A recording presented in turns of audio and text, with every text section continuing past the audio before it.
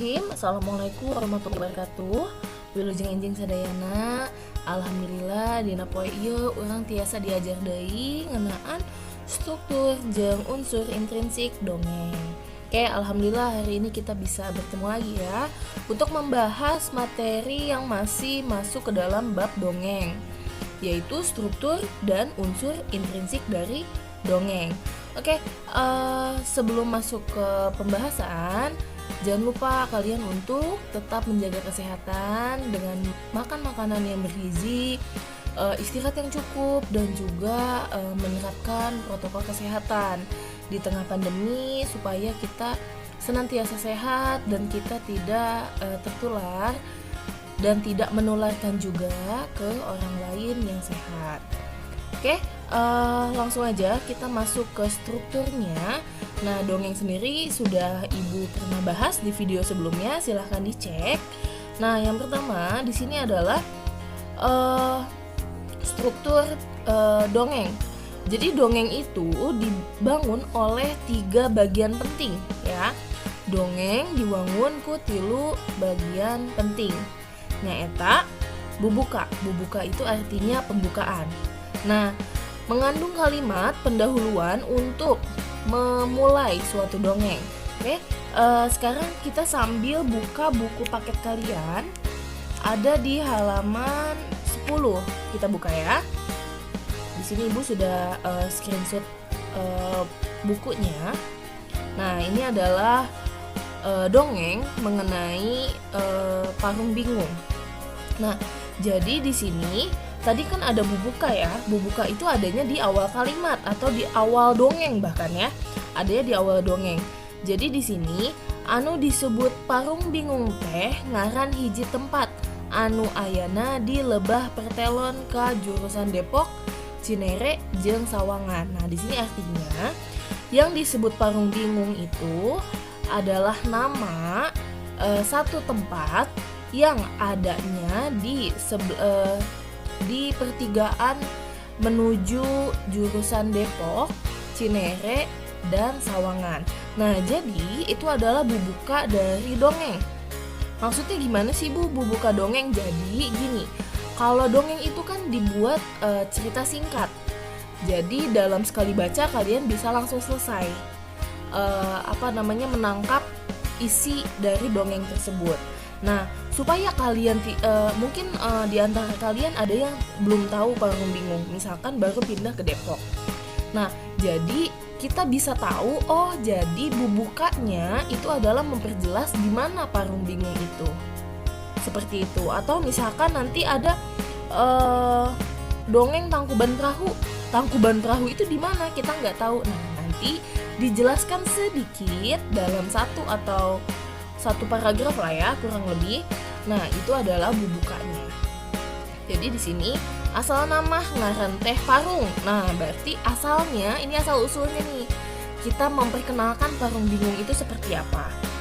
Ngan kusabab sok ngabingungkeun nya antukna disebut parung bingung. Jadi parung bingung itu yang pertigaan situ ya, nggak jauh dari sekolah kita, dari SMP 10 Depok. Nah, jadi asalnya itu namanya parung. Karena suka membingungkan, ini harus ke kiri atau ke kanan gitu ya. Akhirnya disebut sebagai parung bingung. Jadi itu adalah bubuka dari dongeng parung bingung. Seperti itu ya. Oke, kita lanjut. Nah, eusi itu kejadian di sini. Isi dari dongengnya, dia menceritakan tentang apa. Nah, di sini mangrupikeun bagian penting tina dongeng anu nyaritakeun ngeunaan runtuyan kejadian tina hiji kejadian. Jadi, isi merupakan bagian penting dari dongeng yang menceritakan mengenai runtutan atau proses suatu kejadian dari salah satu kejadian yang akan kita angkat dalam dongeng. Seperti itu. Nah, di sini kita lihat lagi ke dongeng yang tadi. Nah, baheula di dinya teh tempat ngadu. Nah, ngadu itu di sini adalah judi. Ti mimiti ngadu kartu tepi ka ngadu hayam. Jadi dulunya parung bingung ini tempat judi katanya. sampai tempat untuk mengadu ayam. Jadi mengadu ayam itu nanti ayam yang mati duluan siapa, nah nanti yang masih hidup itu adalah orang yang menang. Seperti itu. Itu adalah kegiatan-kegiatan yang dulunya sempat terjadi di Parung Bingung. Anu daratang kadinya ngadu teh lolobana mah kampok, jawara, jeung tuan tanah. Jadi yang pada banyak kesana tuh adalah kampok tadi ya, kampok tuh pencuri, jawara tuh orang yang memiliki ilmu-ilmu mungkin silat atau bela diri lainnya, dan tuan tanah. Nah, ini adalah isinya. Sampai mana isinya? Kita skip ke bawahnya ya. Nah, ini yang sampai sini nih, ini masih termasuk ke dalam isi. Nah, nanti kita masuk ke dalam penutupnya, oke?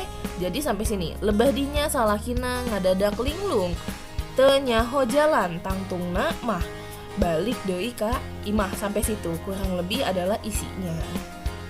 Nah, di sini sekarang kita masuk ke dalam penutup. Penutupnya eta tungtung carita anu didamel pikeun ngeureunkeun carita. Jadi penutup itu adalah ujung dari ceritanya yang dibuat untuk menyudahi suatu cerita. Seperti itu ya. Nah, jadi di sini penutupnya mindeng cenah kejadian kawas kitu teh. Jadi mindeng tuh sering katanya kejadian seperti itu. Anu boga niat goreng ujung-ujungna ngarasa linglung nya akhirna eta tempat ngaranna Parung Bingung. Nah, ini adalah penutup dari dongengnya seperti itu. Nah, di sini kan kalau kita lihat ya, dongengnya itu sangat singkat. Mungkin kalau misalkan seperti Tangkuban Perahu atau mungkin asal-usul suatu tempat, misalkan asal-usul Cianjur, itu bisa lebih panjang dari ini. Cuma kan karena ini kita menceritakan hanya satu tempat saja dan itu erat kaitannya dengan masyarakat Kota Depok, jadi di sini dibuat seringkas mungkin. Seperti itu ya. Kita masuk lagi ke unsur intrinsiknya. Nah, di sini unsur intrinsik itu ada beberapa, ada tema. Tema itu adalah ide atau ide utama yang mendasari bentuknya dongeng. Nah, kalau ini kan temanya itu mengenai kejadian di hiji tempat. Nah, di sini ya. Nah, di sini kejadian di hiji tempat, di mana di tempat tersebut sering terjadi tadi mana nih, rampok, terus juga ngadu ayam gitu ya. Jadi di sini sifatnya adalah pengetahuan tentang suatu tempat. Jadi salah sahiji pengetahuan ngeunaan salah sahiji tempat gitu ya, itu temanya.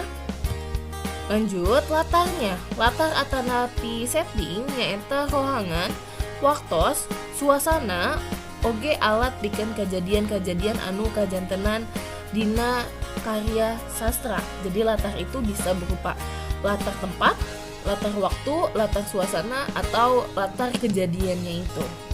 Nah, di sini ini latarnya ada di mana? Ya, sesuai dengan judulnya, adanya di Parung Bingung. Lalu waktunya, waktosna. Nih, di dia ada kata atau ya kata waktu. Jadi baheula itu adalah kata waktu. Baheula itu artinya dulu gitu ya. Nah, terus kita lanjut lagi.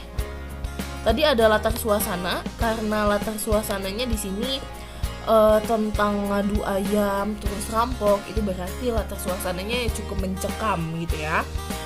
Jadi ngabuat urang teh ngarasa sieun gitu. Lalu plot, di sini plot itu adalah alur cerita dina karya sastra. Jadi kalau di sini plotnya atau alur ceritanya itu alur cerita zaman dahulu, berarti alurnya maju gitu ya. Lalu ada lagi di sini tokoh. Nah, tokohnya di sini tadi adalah orang-orang yang di sini ada nih. Didinya aya sawatara jawara anu geus kasohor di antara nabae salikun. Nah, ini adalah nama-namanya. Jadi di tempat itu ada beberapa jawara yang sudah terkenal. Nah, namanya adalah Salikun, Ali Maskun, Saprin, jeung Arkani. Nah, nanti di sini yang diceritakan adalah orang-orang yang berkaitan dengan jawara ini. Oke, lalu sudut pandang. Nah, kalau ini sudut pandangnya adalah sudut pandang orang pertama. Jadi kita langsung menceritakan. Kalau sudut pandang orang kedua, kita menceritakan kembali apa yang diceritakan oleh orang lain, seperti itu. Nah, lalu yang terakhir itu adalah amanat. Amanatnya eta pesen anu hoyong ditepikeun ku panulis atanapi panulis carita ka anu maca. Jadi amanat adalah pesan yang ingin disampaikan. Jadi di sini pesan yang ingin disampaikan adalah mana tadi? Jadi kan di sini banyak orang yang sikapnya itu tidak baik. Jadi goreng adat disebutnya itu ya. Jadi goreng adat tuh maksudnya perbuatannya itu tidak baik. Nah, jadi kita amanatnya itu adalah jadi jelema teh kudu baik, teu perlu ngikut-ngikut orang gitu ya, mengikut orang. Nah, di sini kan karena ada dipakai rampok, terus juga ada mana tadi ya? Nah, di sini kejahatan ngerampok, jadi kita tidak boleh melakukan hal yang sama seperti yang dulu terjadi di Parung Bingung. Jadi itu adalah amanatnya. Urang ulah jadi jelema kawas bareto kurang di Parung Bingung. Itu adalah amanatnya. Oke, cukup sampai di sini materi kita mengenai struktur jeung unsur intrinsik dongeng. Jangan lupa kalian tetap belajar dan mungkin kalian bisa mencari cerita-cerita yang berkaitan dengan yang ada di dataran Sunda. Ceritanya itu sangat-sangat banyak. Kemarin sudah Ibu insert, sudah Ibu masukkan di dalam PowerPoint yang bahasannya minggu lalu sudah Ibu upload. Jangan lupa untuk dilihat lagi dan sampai jumpa di video selanjutnya. Wassalamualaikum warahmatullahi wabarakatuh. Wilujeng enjing sadayana.